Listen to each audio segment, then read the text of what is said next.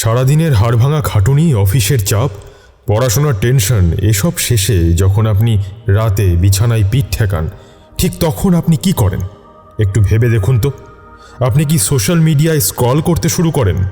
কার জীবনে কি ঘটছে তা দেখেন, নাকি সারাদিন আপনার সাথে ঘটে যাওয়া খারাপ ঘটনাগুলো, বসের বকা বা কোনো অপমানের কথা বারবার মাথার ভেতর চালাতে থাকেন? আপনি হয়তো ভাবছেন, এতে আর এমন কি ক্ষতি, সারাদিন পর একটু রিল্যাক্স তো করাই যায়, এরপর তো ঘুমিয়েই পড়ব। কিন্তু আধুনিক স্নায়ুবিজ্ঞান এবং প্রাচীন ভারতের যোগশাস্ত্র একটি ভয়ঙ্কর সত্য আমাদের সামনে তুলে ধরেছে। আপনি যদি জানতেন ঘুমানোর ঠিক আগের 5 থেকে 10 মিনিট আপনার ব্রেনের ভেতরে আসলে কি ঘটে, তাহলে আপনি আর কোনোদিন ওই সময়টাই মোবাইল হাতে নিতেন না বা নেতিবাচক চিন্তা করতেন না। বিজ্ঞান বলছে আমাদের মন 2টি স্তরে বিভক্ত, চেতন মন বা কনশাস মাইন্ড এবং অবচেতন মন বা সাবকনশাস মাইন্ড। সারাদিন আপনি যে লজিক, যুক্তি বা বিচার বিশ্লেষণ করেন তা চেতন মনের কাজ। এই চেতন মন হলো আপনার বাড়ির দারোয়ানের মতো, সে সব কিছুকে ফিল্টার করে। কিন্তু যখন আপনি রাতে বিছানায় শুয়ে ধীরে ধীরে ঘুমের কোলে ঢলে পড়েন, ঠিক ওই সময়টাই দারোয়ান অর্থাৎ চেতন মন ঘুমিয়ে পড়ে, আর জেগে ওঠে আপনার অবচেতন মন, যা আপনার সম্পূর্ণ জীবনের কন্ট্রোল রুম। ঘুমানোর ঠিক আগের ওই 5 মিনিটকে বিজ্ঞানের ভাষায় বলা হয় হিপনাগজিক স্টেট বা তন্দ্রাচ্ছন্ন অবস্থা। এই সময় আপনার ব্রেন ওয়েভ বিটা থেকে আলফা এবং থিটা ফ্রিকোয়েন্সিতে নেমে আসে। থিটা স্টেট হলো সেই জাদুকরী অবস্থা যেখানে আপনার অবচেতন মনের দরজা পুরো হা করে খোলা থাকে। আপনি সারাদিন কি করেছেন সেটা অবচেতন মন মনে রাখে না, কিন্তু ওই থিটা স্টেটে অর্থাৎ ঘুমের ঠিক আগের ওই 5 মিনিটে আপনি যা দেখেন, যা শোনেন বা যা কল্পনা করেন, আপনার অবচেতন মন সেটাকেই পরম সত্য বা কমান্ড হিসেবে গ্রহণ করে। আপনি যদি ওই সময় মোবাইল স্ক্রল করে কোনো দুঃখের খবর, রাগ বা দুশ্চিন্তা নিয়ে ঘুমান, অবচেতন মন সারা রাত আপনার শরীরের প্রতিটি কোষে সেই নেতিবাচক কেমিক্যাল বা কর্টিসল হরমোন ছড়িয়ে দেয়। আর এভাবেই দিনের পর দিন আপনি নিজের অজান্তেই নিজের শরীরকে অসুস্থ, ভাগ্যকে দুর্বল এবং মনকে হতাশাগ্রস্ত করে তুলছেন। কিন্তু এর সমাধান কি? যদি বলি, প্রাচীন যোগীরা এই 5 মিনিটকে কাজে লাগিয়ে রাতারাতি নিজেদের ভাগ্য এবং শরীর বদলে ফেলতেন। কিভাবে? সেই পদ্ধতিটি এতটাই শক্তিশালী যা শুনলে আপনার রোম খাড়া হয়ে যাবে। যে রহস্যের কথা আমি বলছিলাম, প্রাচীন ভারতের যোগীরা যাকে নাম দিয়েছিলেন যোগনিদ্রা বা যোগিক স্লিপ, আজ থেকে হাজার হাজার বছর আগে তন্ত্র এবং মান্ডুক্য উপনিষদে এই যোগনিদ্রার কথা উল্লেখ করা হয়েছে। আধুনিক যুগে স্ট্যানফোর্ড ইউনিভার্সিটির মতো বড় বড় প্রতিষ্ঠান এর ওপর গবেষণা করে এর নাম দিয়েছেন NSDR বা নন স্লিপ ডিপ রেস্ট। কিন্তু জিনিসটি একই। যোগনিদ্রা কোনো সাধারণ ঘুম নয়। সাধারণ ঘুমে আপনি আপনার চেতনা হারিয়ে ফেলেন, আপনার শরীর ঘুমায়, কিন্তু আপনার মনের ভেতর নানা রকম অর্থহীন স্বপ্ন চলতে থাকে, যার ফলে সকালে ওঠার পরও আপনার ক্লান্ত লাগে। কিন্তু যোগনিদ্রা হলো এমন এক মহাজাগতিক অবস্থা যেখানে আপনার শরীর ঘুমে তলিয়ে যায়, কিন্তু আপনার ভেতরের চেতনা বা অ্যাওয়ারনেস সম্পূর্ণ জাগ্রত থাকে। এটি হলো ঘুম এবং জাগরণের ঠিক মাঝখানের সেই সুতো পরিমাণ জায়গা। আপনার অবচেতন মন হলো একটি অত্যন্ত উর্বর জমির মতো। এই জমি ভালো আর মন্দের পার্থক্য বোঝে না। আপনি এই জমিতে আমের বীজ বুনলে আম গাছ হবে, আর বিষাক্ত আগাছার বীজ বুনলে আগাছাই হবে। ঘুমের আগের ওই 5 মিনিট হলো বীজ বপন করার শ্রেষ্ঠ সময়। যোগনিদ্রায় আমরা ঠিক এই কাজটাই করি।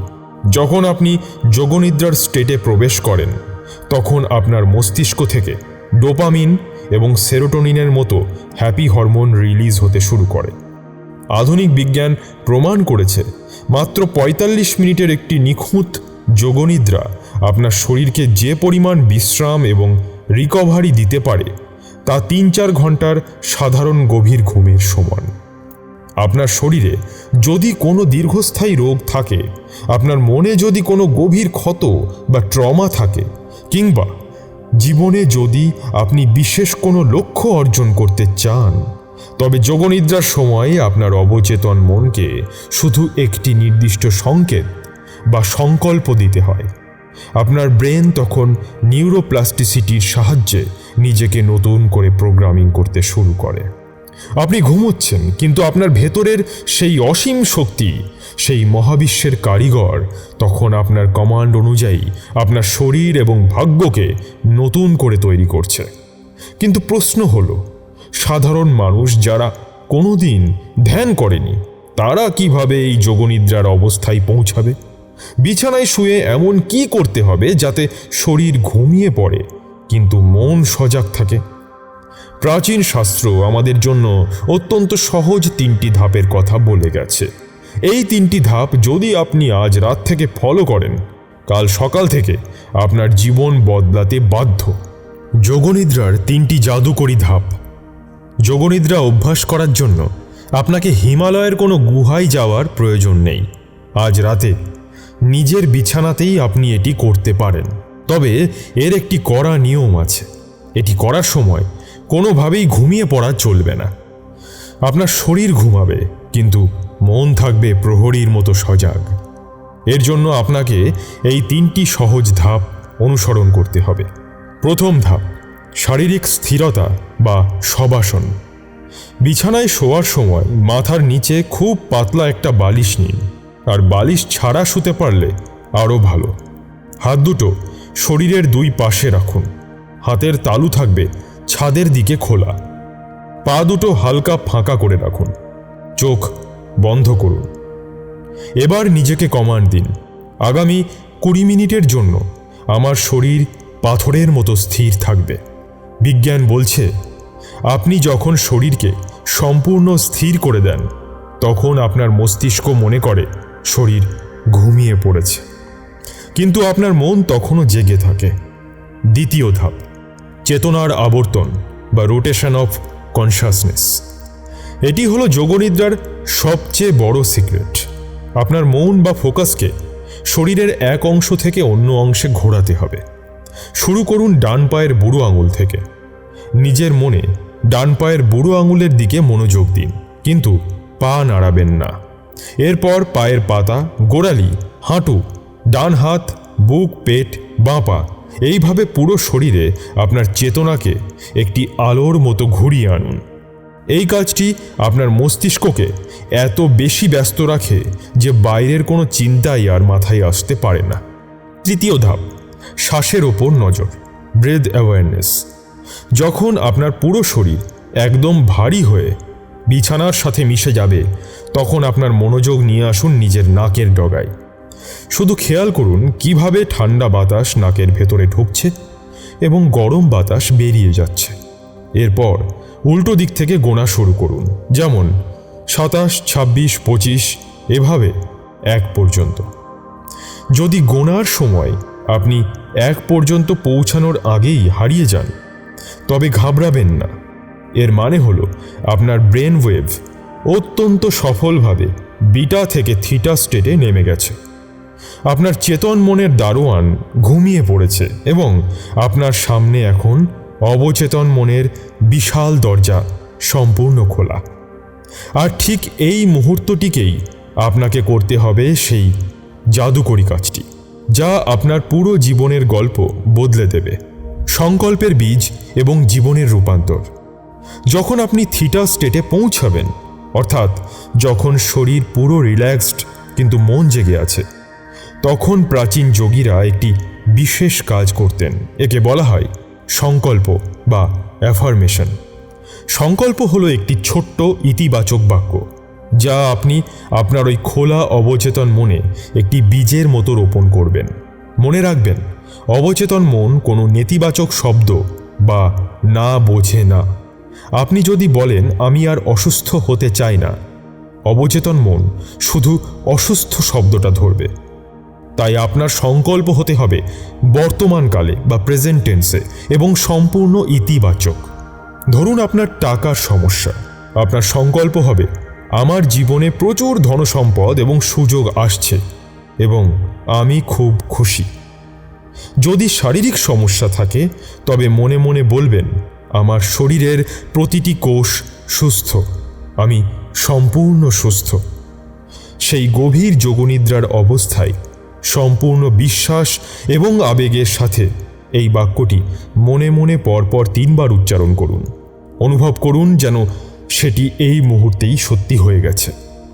এরপর ধীরে ধীরে নিজের শরীরের দিকে মনোযোগ ফিরিয়ে আনুন। হাতের আঙুল হালকা নাড়ান, গভীর শ্বাস নিন এবং 2 হাতের তালু ঘষে চোখের উপর রেখে চোখ খুলুন। আপনি হয়তো জানেন না এইমাত্র আপনি কি করলেন। ওই 3 বার বলা সংকল্পটি আপনার অবচেতন মনের গভীরে প্রথিত হয়ে গেছে। কাল সকাল থেকে আপনার মস্তিষ্ক, আপনার নার্ভাস সিস্টেম এবং এই পুরো মহাবিশ্ব এমনভাবে কাজ করা শুরু করবে যাতে আপনার ওই বলা কথাটি বাস্তবে পরিণত হবে। কারণ মহাবিশ্বের ভাষা কোনো বাংলা বা ইংরেজি শব্দ নয়। মহাবিশ্বের ভাষা হলো ভাইব্রেশন বা কম্পন। আর যোগনিদ্রার অবস্থায় আপনার বলা প্রতিটি সংকল্প হলো এই মহাবিশ্বের সবচেয়ে শক্তিশালী ভাইব্রেশন।